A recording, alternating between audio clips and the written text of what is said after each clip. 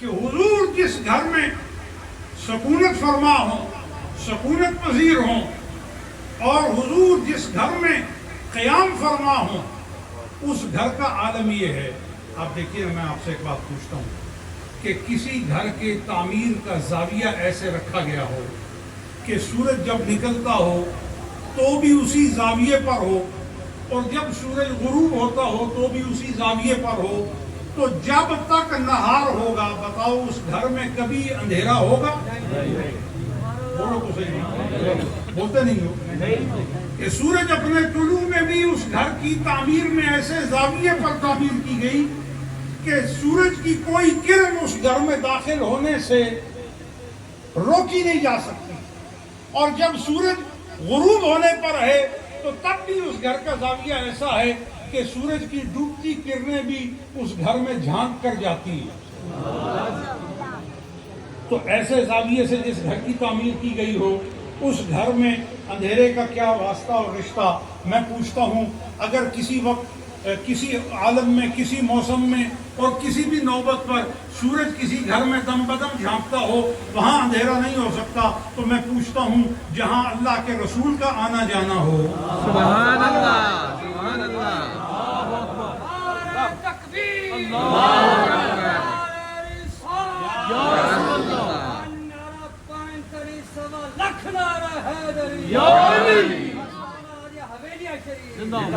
غور فرمائیں، جہاں اللہ کے رسول کی آمد و رفت ہو، اور محض آمد و رفت کی بات نہیں، وہاں قیام بھی ہے. اور اس فضل پر دلالت کے حوالے سے مجھے ایک گھر یاد آ گیا. حضور جتنے گھروں میں رہے ہیں نا، ان گھروں کی تفصیلات اگر کتب سیرت میں اگر تلاش کی جائے تو اس میں پہلا گھر بیت عبداللہ ہے، حضور کے والد گرامی، ادھر بزرگوار کا گھر حضرت عبداللہ، جہاں حضور جلوہ گر رہے ہیں.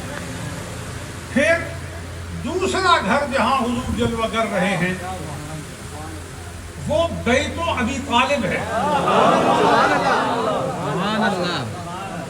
میں نے اور کوئی موضوع نہیں شروع کیا، سکونت کی بات کر رہا ہوں.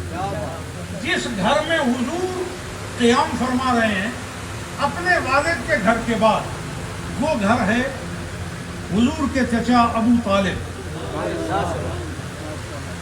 ان کا گھر ہے.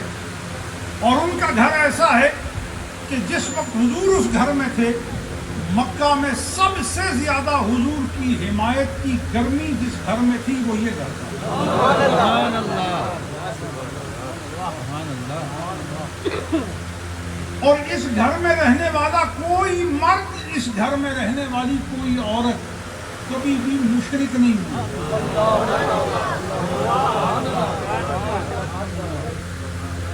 اور اس گھر میں رہنے والوں کو جاہلیت کی رسوم میں سے کوئی رسم نہیں لگی.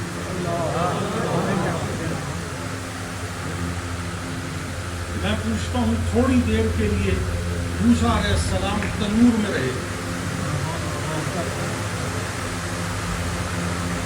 میں اس تفصیل میں نہیں جاتا کہ فرعون کے شرطا اور فرعون کے متفتشین جس وقت گھروں میں جا کر ریڈ کرتے تھے اور چیک کرتے تھے کہ یہاں پہ بچہ ہے کہ نہیں، اس کی تفصیلات میں اگر جاؤں تو انکار کرنے والے انکار نہیں کر سکتے تھے، وہ اس طرح دیکھتے تھے.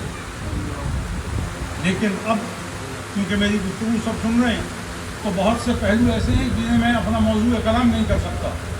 پوچھا جاتا تمہارے گھر میں کوئی بچہ ہے، اگر کہا جاتا کہ نہیں تو پھر ایسے طبعی دلائل کو ٹٹولا جاتا تھا کہ جس سے انکار کو سچ اور جھوٹ کے زاویے پر تول کر فیصلہ کیا جاتا تھا کہ کیسے تم کہتے ہو بچہ نہیں ہے، یہ دودھ کس کا ہے؟ سمجھ گئے بات؟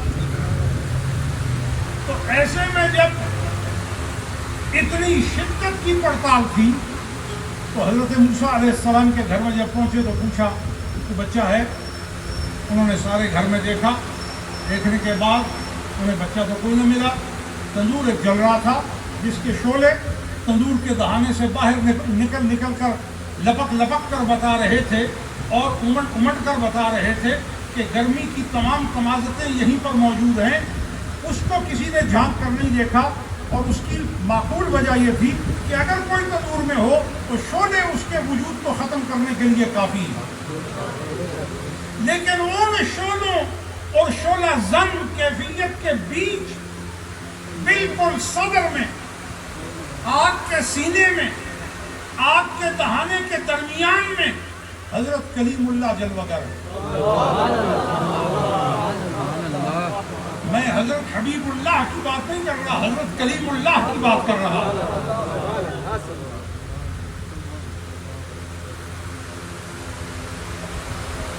اس میں موجود ہے، اور وہ اس طرح کھیل رہے ہیں جس طرح بچہ ماں کے گہوارے میں کھیلتا ہے۔ تو یہ پتہ چل گیا کہ اگر اللہ کا رسول گرمی میں جلوہ گر ہو جائے تو گرمی اس پر اپنی حدت کے تناظر اور اپنی حدت کے اثر اندازی کے پہلو میں مؤثر نہیں رہتی۔ کیوں؟ کیونکہ نبی کے وجود کا اثر مترتب ہوتا